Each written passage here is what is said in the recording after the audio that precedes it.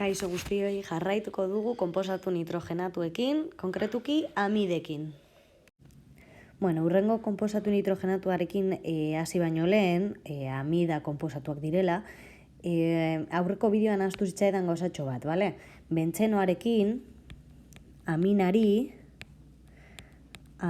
bentzenoarekin, deitzen diogu fenil amina, edo izen berezi bat dauka baita ere, eta da anilina.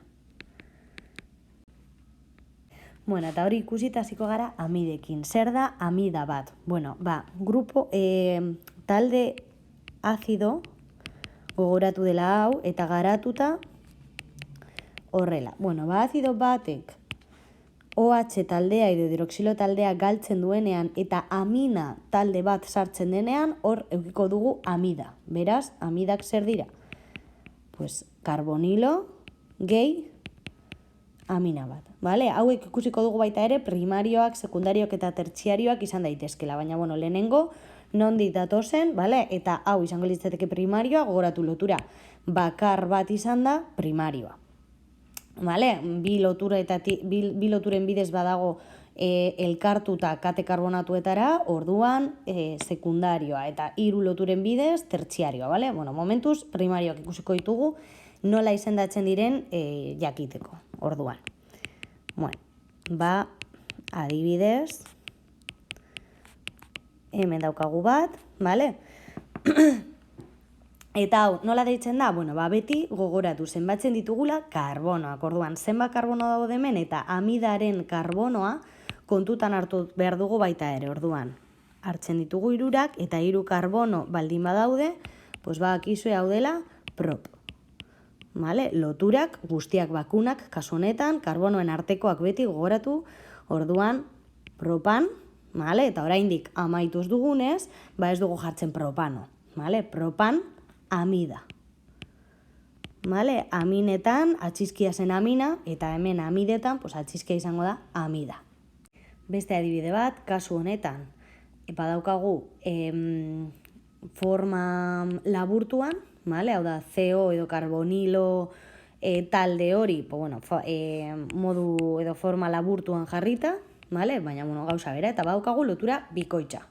Vale? Orduan hartzen dugu karbono kateak, karbonoak zenbatzeko, vale? Eta gogoratu beti lehenengo karbonoa izango dela, funtzioa daukana edo funtzioari lotuta dagoen karbonoa. Vale? Kasu honetan, funtzioaren karbonoa izango da.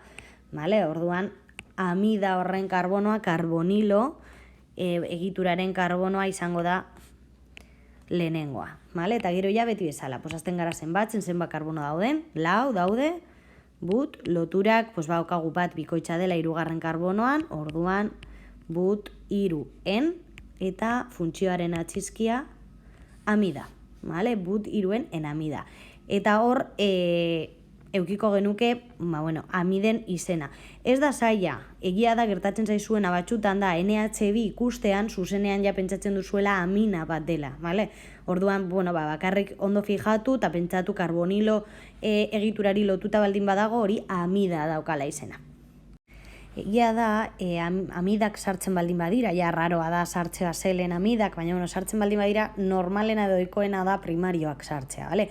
Baina bada, ez gara geratuko sekundariak eta tertziarioak ikusi gabe. Tontakeria bat delako, ikusiko zuen nahiko erraz izendatzen direla, orduan, ikusiko ditugu eta listo. Vale? Baina, zuek jakitea normalean sartzen baldin badira, ja raroa dela sartzea, baina, sartzen baldin badira, izango direla primarioak ziurazki. Vale, baina, Vale, kasu honetan. Badaukagu gure amida egitura, eta ezarri behar dugu zein den erradikala eta zein den kate nagusia, beti bezala, orduan. Egingo dut lehenengo sekundarioarekin eta gero ja tertziarioarekin barkatu. Orduan, erradikala zein izango da beti nitrogenoari lotuta dagoena. Vale? Kasu honetan, erradikala, gorriz markatuko dugu, vale? Hau izango litzateke erradikala. Bai, beti nitrogenoari lotuta dagoen katea. Eta beste guztia, hau da, karboniloari, funtzioa daukan karbonoari lotuta dagoen guztia izango da kate nagusia. Kate nagusia, ze kolorez, urdinez adibidez.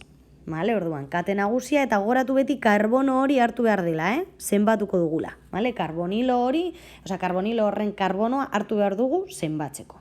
Vale? Eta orduan, lehenengo gogoratu beti izendatzeko organikan hasieran aipatzen direla erradikalak. Vale? Zein da ezberdintasuna hemen? Aipatu behar dugula erradikal horiek nitrogenoari lotuta daudela. Zergatik, bestela izan daitekelako amida primario bat eta erradikal hori egotea kate nagusiaren barne. Vale? Orduan, hori nola adierazten da N bat jarriz. Vale? Orduan, hasieran badaukagu erradikal bat eta da etilo bat, hori gorria. Vale? Orduan, jarriko diogu N, erradikal hori dagoelako nitrogenoari lotuta. Vale? N,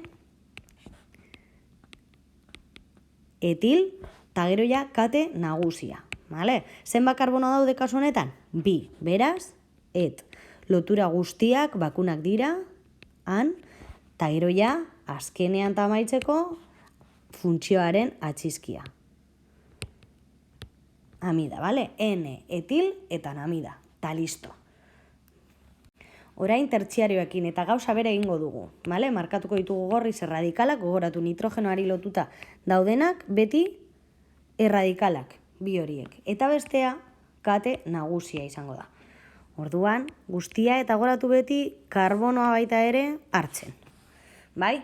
Orduan, gauza bera. Kasu honetan, bi erradikal daude. Eta beraz, jarriko dut, biak berdinak dira, eta orduan beraz, jarriko dut dimetil. Eta gogoratu hau beti gertatzen delako organikan. Bi erradikal bat daude, bi zenbaki edo bi N kasu honetan egon behar dira aurretik. Vale? Non dauden erradikal horiek beti agertu behar da. Ta naiz eta karbono berean edo nitrogeno berean egon, bi aldiz esango dugu N edo zenbaki hori. Vale? Normalean, beste konposatuetan, zaten dugu bi dimetil pentanoa adibidez. Vale? Kasu honetan berdin. N bat bakarrik aipatuko dut, ez. Bi N aipatuko ditut. Vale? N. Bi direlako gero di jarriko dudalako, vale? Metil, kate nagusia baitu 3 karbono, prop, lotura guztiak bakunak dira, propan, eta gero ja bakarrik geratzen zaigu funtzioaren atxizkia, kasu honetan amida. Vale? Hor daukagu NN dimetil propan amida. Zer gertatzen da erradikalak ezberdinak badira. Adibidez, kasu honetan, vale? Ja jarritu baita ere lotura bikoitza, horrekin adibide bat egiteko. Eta, bueno, hemen dauzkagu erradikalak, nitrogenoari lotuta, vale? Amida taldea baita ere, identifikatuta, amida taldea, eta gero kate nagusia, karbonoari lotuta dagoena eta karbono hori hartzen dugu. Vale?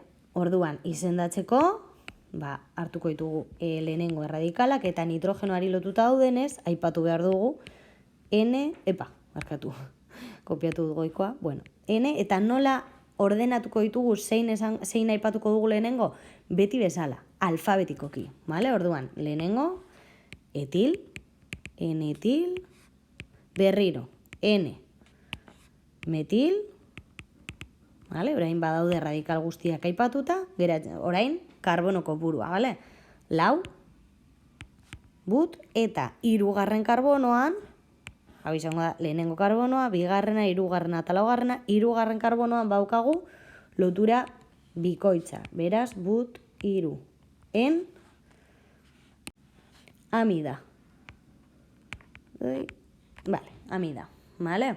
Eta horrela bauzkagu guztiak izendatu. Ikusten duzuen moduan ez da zaila, baina, normalean egia da ez direla sartzen,